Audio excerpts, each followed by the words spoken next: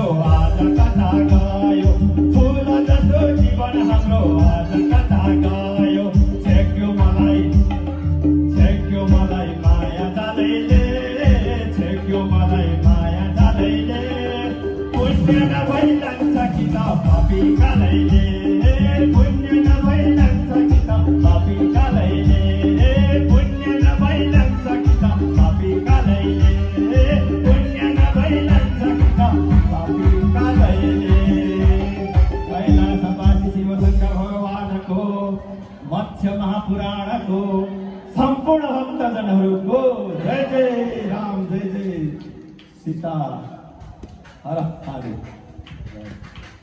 जोरदार तालीले सम्मान गरौँ।